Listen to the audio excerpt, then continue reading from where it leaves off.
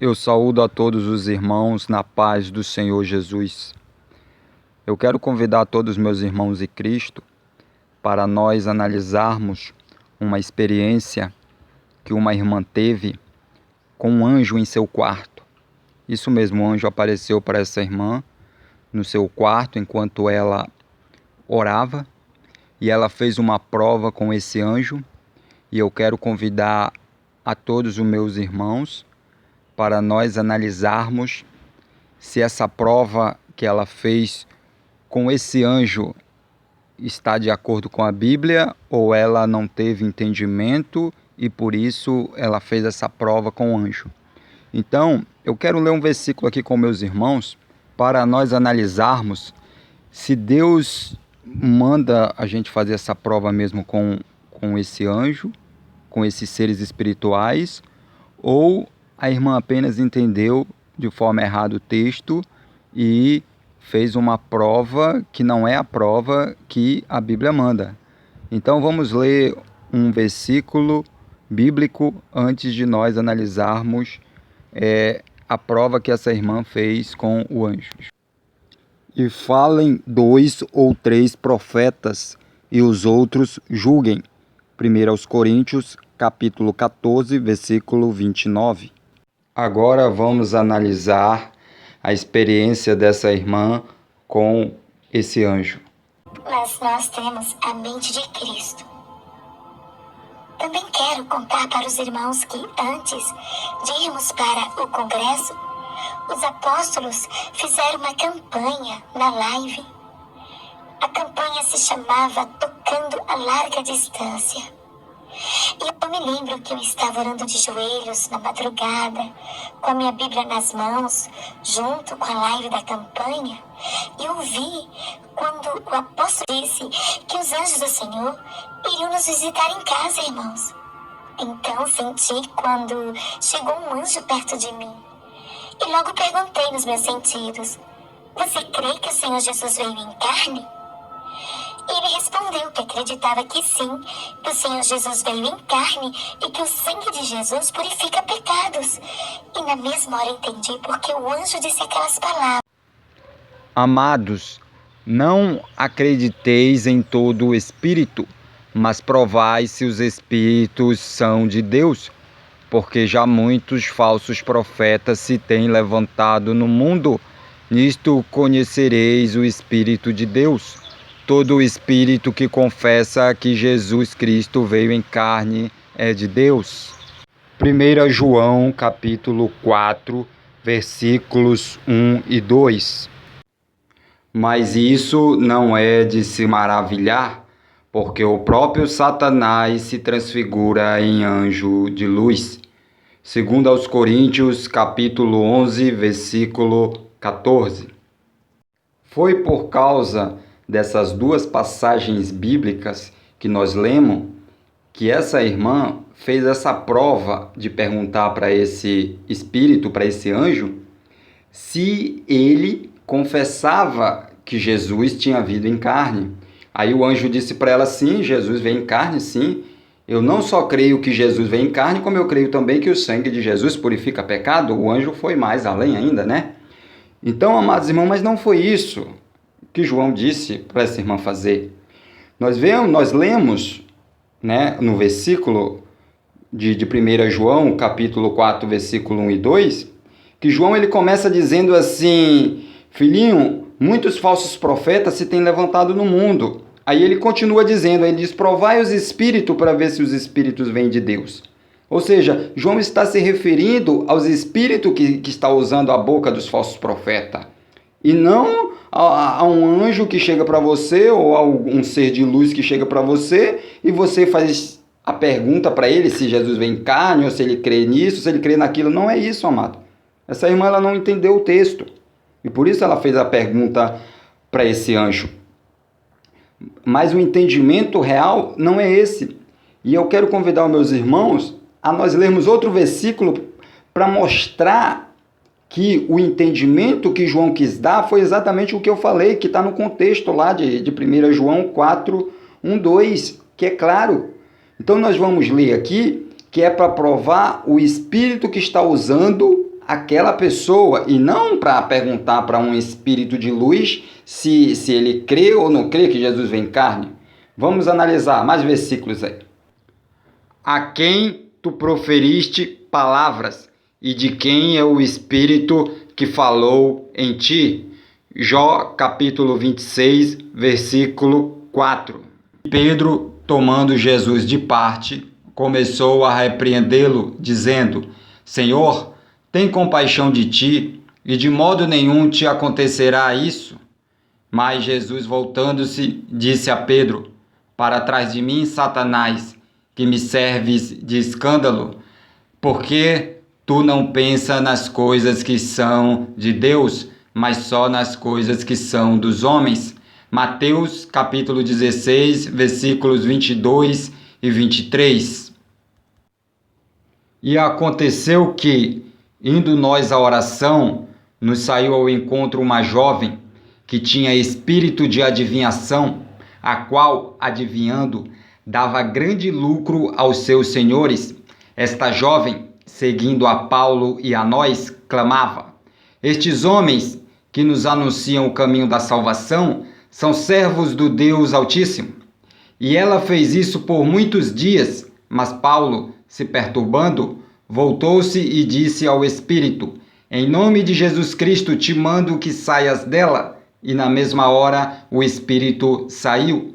Atos dos Apóstolos, capítulo 16, versículos 16 ao 18. Nós podemos ver que Jó, Jesus e Paulo, eles falaram ali com aquelas pessoas, mas se referindo ao Espírito que estava usando aquelas pessoas, né? Jó pergunta para Bildade: qual é o Espírito que fala na tua boca? Jesus repreende ali Satanás, que naquele momento usou a boca de Pedro ali, né? Pedro deu lugar e ele usou. E Paulo se refere ao Espírito que estava na vida daquela jovem. Nós vemos que Paulo fala com aquela jovem, mas se referindo ao Espírito que estava na vida dela. Então, meus irmãos, está claríssimo com a luz do sol ao meio-dia, né? João mandou nós provarmos o Espírito que está na vida do profeta, e não se chegar um Espírito para nós, a gente perguntar dele se ele crê nisso, se ele crê naquilo. Não, meu amado, não é isso, né? Está claríssimo pelas passagens bíblicas que nós lemos e pelo próprio contexto de 1 João 4, 1, 2. Então, amados irmãos, nós temos que fazer como a Bíblia manda. Um entendimento errado causa esse tipo de coisa, né? Se fosse tão fácil assim, estava em toda a Bíblia essa prova, né? Basta você perguntar para alguém se Jesus veio em carne e pronto, já sabe se ele é verdadeiro ou não. Mas não é isso. João ali, ele estava falando, mas do gnosticismo, nós sabemos disso, nós que nos aprofundamos um pouco mais nas informações, nós sabemos que tinha um grupo de gnóstico e eles ensinavam que Jesus não tinha vindo em carne, né? Então o que João estava dizendo ali era para a igreja do Senhor provar aqueles homens, perguntar para eles próprios: olha, Jesus veio em carne? É claro que eles iam dizer que Jesus não veio em carne, porque eles defendiam a tese de que Jesus não tinha vindo em carne. Então eles iam defender a tese que Jesus não tinha vindo em carne. Então João disse: olha, se esses aparecerem, né, falando que Jesus não veio em carne, você já sabe que o espírito que está na vida dele é o espírito do anticristo. Foi isso que João quis dizer na sua carta. E não nos mandar provar qualquer espírito que aparecer para nós. Não é isso, amados. Amém? Nós temos, amados, que ter a nossa Bíblia como referência. Eu vou mostrar para os meus irmãos que toda a revelação, toda a profecia, né, tem que ter base bíblica. Vamos ver. Se alguém ensina alguma outra doutrina e não se conforma com as sãs palavras de nosso Senhor Jesus Cristo e com a doutrina que é conforme a piedade, é soberbo e nada sabe, mas delira acerca de questões e contendas de palavras, das quais nascem invejas, contendas, blasfêmias, ruins suspeitas. 1 Timóteo, capítulo 6, versículos 3 e 4. Lemos a Bíblia dizendo claramente que nós temos que se conformar com as sãs palavras de nosso Senhor Jesus Cristo. Nós temos que aceitar somente aquilo, amado, que está escrito na Bíblia. Aquilo que tem base na Bíblia Sagrada. Aquilo que não está baseado na Bíblia, nós temos que descartar porque não vem de Deus. Tem muita gente aí ensinando que não precisa ter base bíblica, que nem tudo está escrito na Bíblia. Não precisa estar escrito, meus amados irmãos. Por exemplo, fumar. Está escrito que fumar é pecado na Bíblia? Onde está escrito na Bíblia que fumar é pecado? Você não encontra nem no Antigo nem no Novo Testamento, mas tem base bíblica para provar que fumar é pecado. Tem base. Preste atenção. Não precisa estar escrito claramente, basta estar de forma implícita. Fumar não está escrito explicitamente que fumar é pecado, mas está de forma implícita na Bíblia que fumar é pecado. De forma implícita. Preste atenção, implícita. Então não precisa algo estar de forma explícita, fumar é pecado. Não, basta estar de forma implícita. Você lê um texto, você lê aquele texto e você entende que aquele texto está mostrando que fumar é pecado. Entendeu? Então tudo tem que ter base bíblica. Tem que estar escrito na Bíblia, né? De forma explícita ou de forma implícita. Né? Ainda que não esteja escrito assim, fumar é pecado, mas você lê o texto e a base está ali, você está vendo que o texto está dizendo ali, né, de forma implícita, que fumar é pecado. Então, meus amados irmãos, vamos ler o próprio Paulo dizendo que nós não podemos ir além do que está escrito, porque ir além do que está escrito é não concordar com as sãs palavras de nosso Senhor Jesus Cristo. Vamos ler a palavra de Deus dizendo para nós não aceitarmos nada que não tenha base bíblica.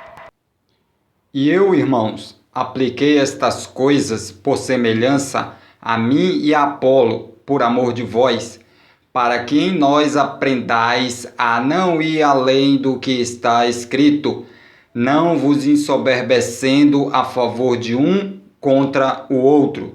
1 Coríntios, capítulo 4, versículo 6. Vimos claramente a palavra de Deus dizendo que não podemos ir além do que está escrito, não podemos crer em nada que não esteja fundamento, que não esteja base bíblica, que não esteja de acordo com a palavra de Deus. Qualquer doutrina, qualquer visão, qualquer revelação, qualquer coisa, amado, que esteja fora da Bíblia, que não tenha base bíblica, tem que ser rejeitado. Os irmãos estão entendendo? Nós não podemos aceitar de maneira nenhuma nenhum tipo de ensinamento que não esteja de acordo com a palavra de Deus. Não se pode ir além do que está escrito. Nós estamos vendo aí arrebatamentos, visões, revelações que vão além do que está escrito, que não tem base bíblica nenhuma, que não tem fundamento e, além de não ter base bíblica, ainda contradiz o que a Bíblia ensina. Por exemplo, a Bíblia diz que o sangue de Jesus nos purifica de todo pecado, mas tem irmãs que dizem ter tido arrebatamentos, ter tido visões, que viram anjos purificadores, purificando pessoas. Amado, quem nos purifica é o sangue de Jesus. Isso, amado, isso é doutrina de demônio. É demônio se disfarçando em anjo de luz, amado, para fazer vocês acreditarem que essa doutrina, com essas visões aí do outro mundo, do submundo, do mundo subterrâneo, vai salvar vocês. Parem com isso. Quem nos purifica de todo pecado é o sangue de Jesus.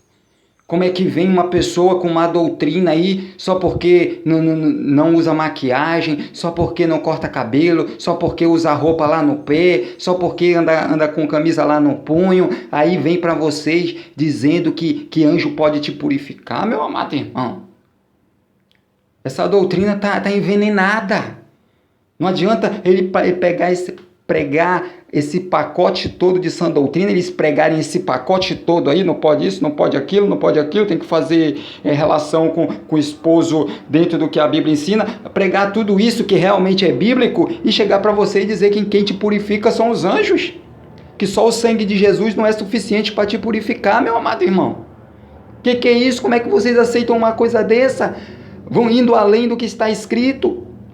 Além de não ter base bíblica, isso ainda contradiz, pior, contradiz o que a Bíblia ensina, que é o sangue de Jesus que nos purifica. Isso é doutrina de demônio.